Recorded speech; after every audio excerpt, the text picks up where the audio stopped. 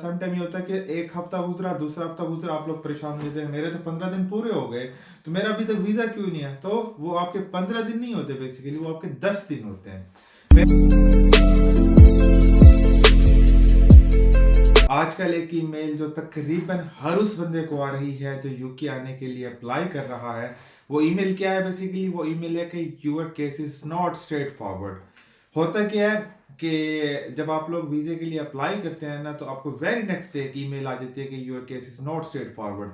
अब यहाँ पे जो है आप लोगों ने सबसे पहले तो परेशान नहीं होना है, घबराना नहीं है आप लोगों ने, क्योंकि आज इस टाइम जो पिछले 5-6 माह चल रहे अवाम धड़ाधड़ आ रही है यूके की तरफ, चाहे वो पाकिस्तान से हो, इंडिया से हो, या नेपाल, बांग्लादेश वगैरह से भी बड़ी अवाम आ रही है। हज़ारों की तादाद में लोग जो आ रहे हैं यूके।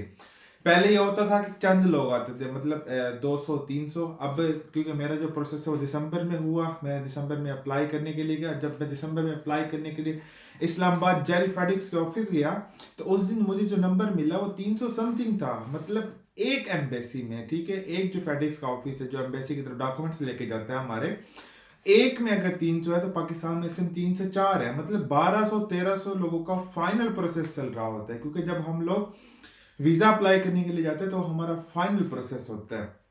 तो सबसे पहले आपने तो ये घबराना नहीं है। जिस बंदे को भी ये ईमेल आ जाए कि your straightforward, your case is not straightforward, मुझे भी ये ईमेल आई थी, मैं भी पहले घबरा गया था, एक दिन 2 दिन में अब क्या बनेगा, इवन दो कि मैंने तो प्रायोरिटी भी पे की हुई है। बट कोई इशू नहीं है, अल्हम्दुलिल्लाह मेरा वीज़ा लग गया था, और उसके बाद मैं ट्रैवल भी करके इस टाइम यूके में भी आ चुका हूँ, मुझे जहाँ पे 15 दिन भी हो चुके हुए हैं। मैं अब आपको बताता हूँ कि basically straight not straight forward email जो है वो होती क्या है, वो क्यों आती है, और वहां पे आप लोगों ने जो है वो घबराना बिल्कुल भी नहीं है। पहले ये होता था कि लेट्स सपोज अगर 200 लोग आ रहे हैं यूके की तरफ, तो 200 लोगों में से जो है वो 10 लोग प्रायोरिटी लेते थे। बाकी जो है 170-80 जो लोग हैं या 190 जो लोग हैं, वो एक सिंपल मेथड के थ्रू जाते थे कि भी हमारा कोई नहीं, वीज़ा 25 दिन महीने बाद आ जाए, कोई इशू नहीं है। क्योंकि अब जो है वो रिस्ट्रिक्शंस लगती जा रही हैं, तो हर बंदा अब जा रहा है प्रायोरिटी की तरफ। अब प्रायोरिटी होती है और एक सुपर प्रायोरिटी होती है। मैंने पे किया था तकरीबन 500 पाउंड। 500 पाउंड का मतलब है कि जब आप लोग 500 पाउंड पे करते हैं, तो देन वो लोग जो रिस्पॉन्सिबल होते हैं आपको 7 से 15 डेज के अंदर आपका केस जो है वो फॉरवर्ड करके आपको रिस्पॉन्स करने के वो लोग जो है वो रिस्पॉन्सिबल होते हैं कि आया कि आपका वीज़ा जो है वो सक्सेसफुल हो गया है या नहीं, या उनको कोई एडिशनल डॉक्यूमेंट्स जो है वो चाहिए। तो मैंने भी वही पे किया था। अब इसमें जो होता है, आप लोगों ने हमेशा याद रखना है, जो 15 डेज होते हैं ये वर्किंग 15 डेज होते हैं। इसमें आपका वीकेंड इंक्लूड नहीं होता। सम टाइम ये होता है कि एक हफ्ता गुजरा, दूसरा हफ्ता गुजरा, आप लोग परेशान हो जाते हैं मेरे तो 15 दिन पूरे हो गए, तो मेरा अभी तक वीजा क्यों नहीं है। तो वो आपके 15 दिन नहीं होते, बेसिकली वो आपके 10 दिन होते हैं। मेरे साथ क्या हुआ था, मैंने जैसे ही वीजे के लिए अप्लाई किया तो मुझे वेरी नेक्स्ट डे सुबह सुबह एक उठा, मेरे पास एक ईमेल आई हुई थी कि your case is not straight forward. तो मैंने अपने कंसल्टेंट से वहाँ रब्ता किया, उसको बताया कि यार क्या है, तो उसने मुझे सारी चीज़ समझाई कि यार ऐसा कुछ भी नहीं है। मैं कहा चले ठीक है। फिर एक हफ्ता गुजरा, दूसरा हफ्ता गुजरा, मैं कहा मेरे तो 15 दिन पूरे हो गए।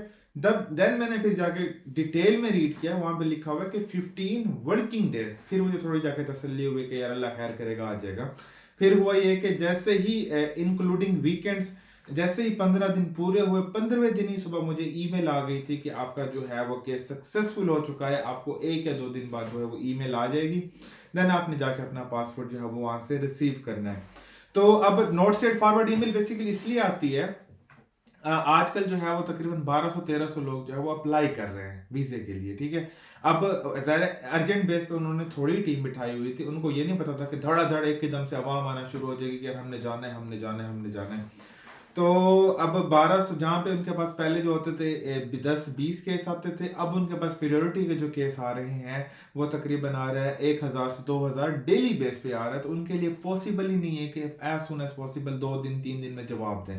पहले होता था कि आप प्रायोरिटी लेते थे, आपके पास 3 दिन के अंदर रिस्पॉन्स आ जाता था कि आपका वीजा जो है सक्सेसफुल हो चुका है 4 दिन के अंदर। अब क्योंकि वो 3-4 दिन में दे नहीं सकते, उनके पास अवाम ज्यादा है, तो वो क्या करते हैं, आधी से बल्कि 70% लोगों को एक ही ईमेल कर देते हैं कि your case is not straight forward. और डेफिनेटली स्टूडेंट के ऊपर स्ट्रेट फॉरवर्ड होता ही नहीं है, स्टूडेंट के ऊपर प्रायोरिटी बनती ही नहीं, क्योंकि स्टूडेंट के सारे डॉक्यूमेंट्स चेक होते हैं। जिस जिस वीजे पे डॉक्यूमेंट्स चेक हो वहाँ पे प्रायोरिटी अप्लाई करना बेवकूफ़ी होती है। हम लोग अप्लाई करते हैं क्योंकि हम लोगों को जल्दी होती है, ज़ाहिर टाइम भी शॉर्ट होता है।